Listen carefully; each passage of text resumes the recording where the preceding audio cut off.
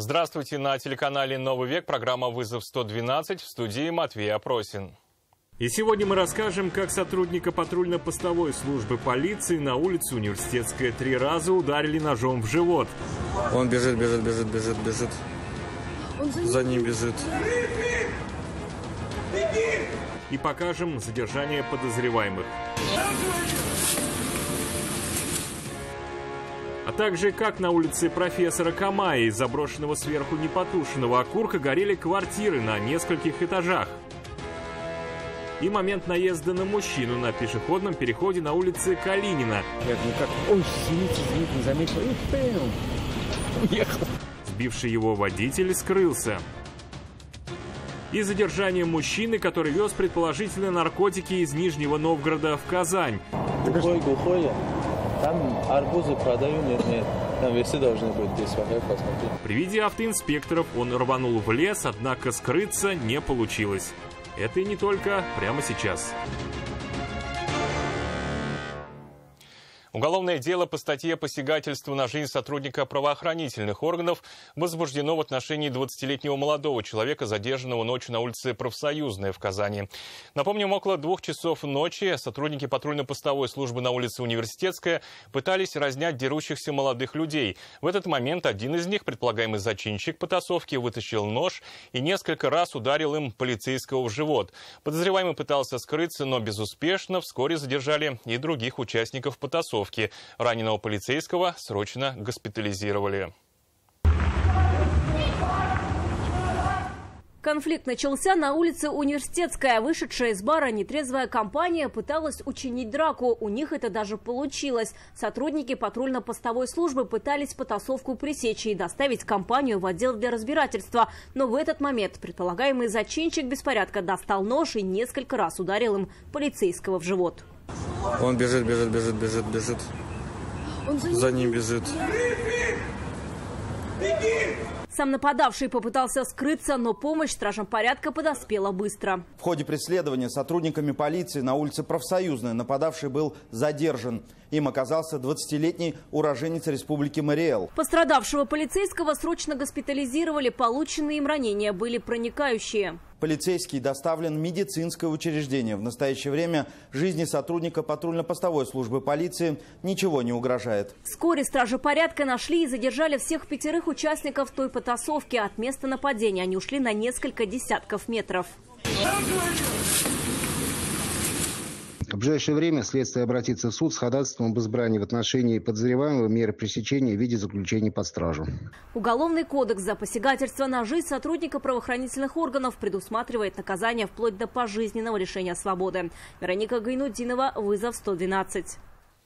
Полицейские устанавливают личности 3 человек, которые избили мужчину на улице Фучика в Казани. Конфликт произошел прямо под камерой видеонаблюдения. После словесной перепалки на пострадавшего налетели сразу несколько человек, нанося удары по телу и голове.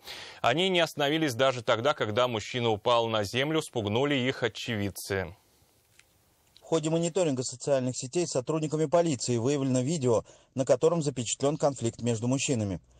На кадрах видно, что во дворе дома по улице Юлиуса Фучика 3 неизвестных наносят телесные повреждения мужчине. В настоящее время полицейские устанавливают личности участников конфликта и выясняют обстоятельства произошедшего. Полицейские нашли всех участников разборки между водителями на перекрестке проспекта Победы и улицы Губкина в Казани.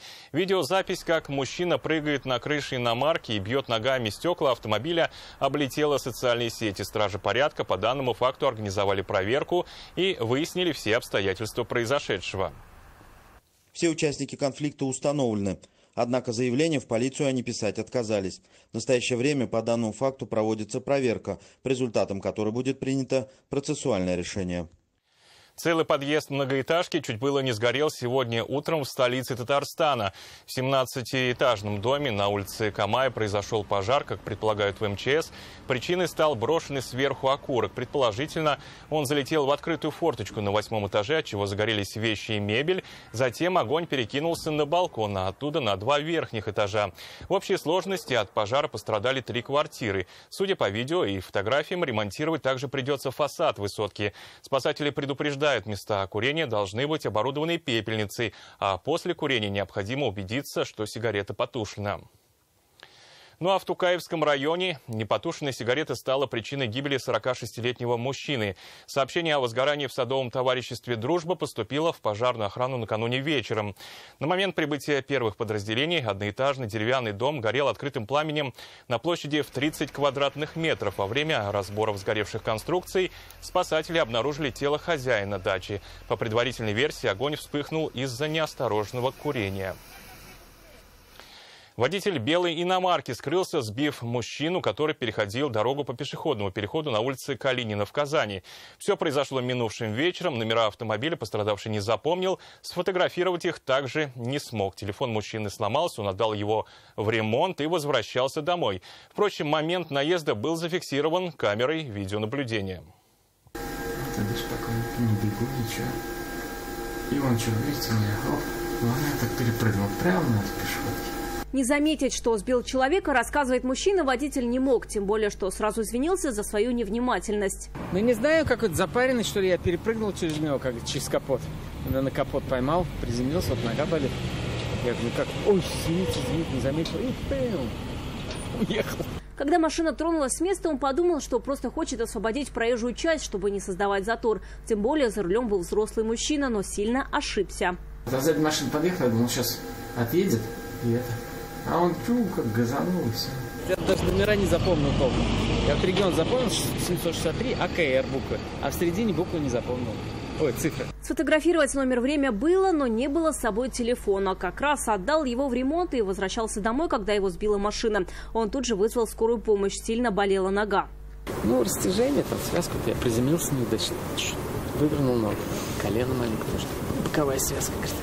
Так, слава богу. Переломов врачи не обнаружили, отпустили пострадавшего на амбулаторное лечение. Признался, не стал бы обращаться к автоинспекторам, но были на то причины. Я бы гаит не заявил, просто другого собьет, да, как там ребенок будет или еще кто-нибудь, да, вот это самое обидное. Тем более на этом перекрестке уже сбивали женщину, причем его соседку по дому, но ей повезло меньше. У нее разрыв передней крестообразной связки колена. Операцию делали, потом еще раз оперировали. Автоинспекторы объявили автомобиль в розыск. Найти его, вероятно, будет несложно. Тем более, что часть номера пострадавший все же запомнил. За оставление места ДТП водитель теперь может лишиться прав на срок до 1,5 лет. Вероника Гайнудинова, Дарья Кореева, вызов 112. Вез синтетические наркотики из Нижнего Новгорода в Казань. Об этом рассказал полицейским пассажир Nissan Tiana, которого задержали автоинспекторы на Горьковском шоссе при въезде в столицу Татарстана. Общий вес запрещенных веществ по оценке самого подозреваемого составил 250 граммов. Понимая, что следующие 1,5 десятка лет он может провести в местах не столь отдаленных, мужчина кинулся в лес, да с такой скоростью, что автоинспекторы с трудом его догнали. Глухой я. Там арбузы продаю, нет. Там весы должны быть, здесь посмотри. О своем грузе он рассказал позже без камеры. Ехал из Нижнего Новгорода, чтобы официально нигде не регистрироваться, поехал на попутке. Блаблакар, приложение, попутчики. Водителю признался, сам из Дагестана, путешествует по стране, в Казани решил немного задержаться. Всю дорогу проехали спокойно, автоинспекторы остановили Nissan на Горьковском шоссе при въезде в город. А он не пристегнут вроде был, гаишник заднее сиденье. Смотрел, кто-то не пристегнут уже. Вот. И давай, говорит, выйдем, говорит. К самому водителю вопросов у автоинспекторов не было, а вот пассажир их заинтересовал. При просьбе показать вещи мужчина рванул в ближайшую лесопосадку. Он убежался, в лес туда. Долго бегали? Минут 20, 25. О причинах такой резкой тяги к природе мужчина рассказал, когда его догнали. В Казань, признался, вез незаконный груз. Там что-то 250 грамм этого чего-то. Я не знаю, соль, что ли, что-то такое было. Вроде он этот, типа, продавец, есть же вот толкает барыгу. Сам водитель не знал, что находится в вещах его пассажиров, и к нему, стражей порядка, никаких претензий не было. А что, я же в сумку-то и вот зачем заглядывать мне? Я же не какой-то там это... В то, что купил зелье для себя, никто не поверит. Задержанный прекрасно понимал. Тем более уверял, что сам ничего запрещенного не употреблял. Вещество, которое вез мужчина, изъяли и направили на экспертизу. Если подтвердится, что оно является наркотическим и его признают виновным в покушении на сбыт запрещенных препаратов, то он может лишиться свободы на срок до 15 лет. Ляна Бахтиева, Дарья Кореева, вызов 112. И это все, о чем сегодня мы успели вам рассказать. В студии был Матвей Опросин. До встречи. Не бросайте вызов судьбе. Вдруг она его примет.